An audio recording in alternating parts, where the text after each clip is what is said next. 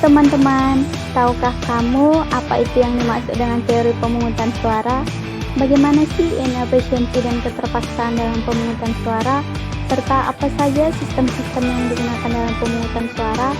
Untuk lebih jelasnya, mari kita simak penjelasan berikut. Pemungutan suara merupakan salah satu mekanisme fundamental dalam sistem demokrasi, di mana berfungsi untuk menentukan pilihan atau keputusan publik. Dalam konteks ekonomi publik, pemungutan suara itu sangat penting. Mengapa?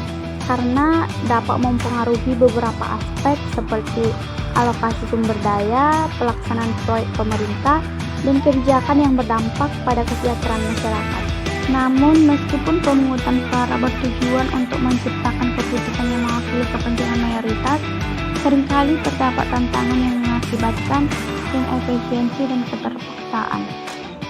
Seorang ahli ekonomi bernama Kenneth Witzel berpendapat pemungutan suara dengan cara simple majority atau mayoritas dianggap kurang efisien untuk menunjukkan kesukaan masyarakat dalam menentukan proyek pemerintah, karena beberapa orang dipaksa untuk menerima proyek tersebut, walaupun manfaat yang mereka peroleh dari proyek tersebut sangat kecil.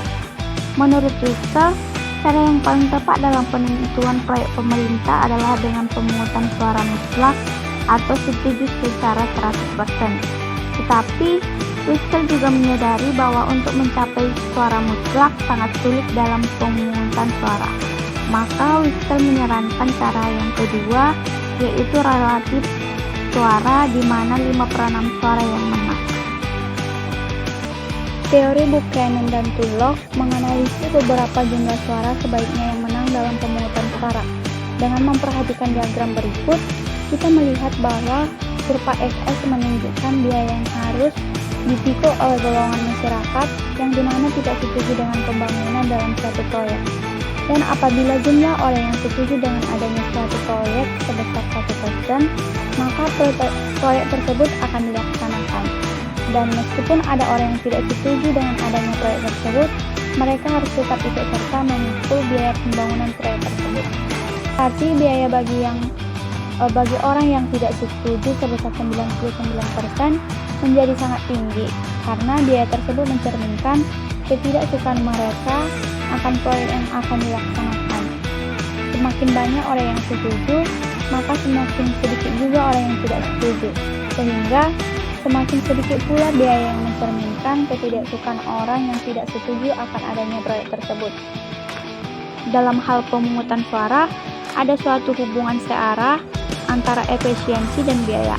Semakin efisien hasil pemungutan suara, semakin besar pula biaya pemungutan suara, dan begitu pun sebaliknya.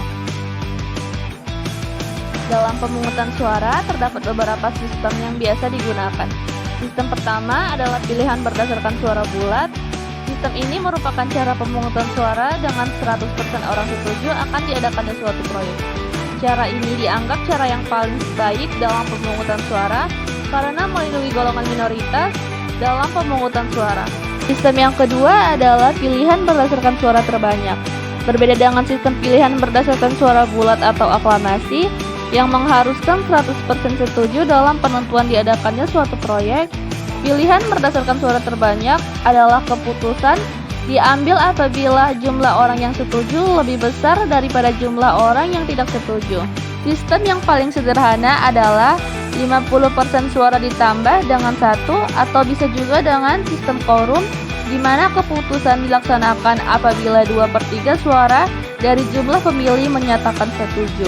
Dari segi praktik, sistem pemungutan suara dengan mayoritas sederhana akan dengan mudah mencapai keputusan. Tetapi, cara tersebut dapat menimbulkan masalah karena adanya error paradoks. Tidak ada sistem pemungutan suara yang dapat mengubah preferensi peringkat individu menjadi peringkat komunitas secara keseluruhan. Selanjutnya, sistem pemungutan suara pilihan berdasarkan pilihan ganda atau plurality voting. Pemungutan suara berdasarkan pilihan ganda dilakukan dengan memberikan angka berdasarkan urutan kesukaan.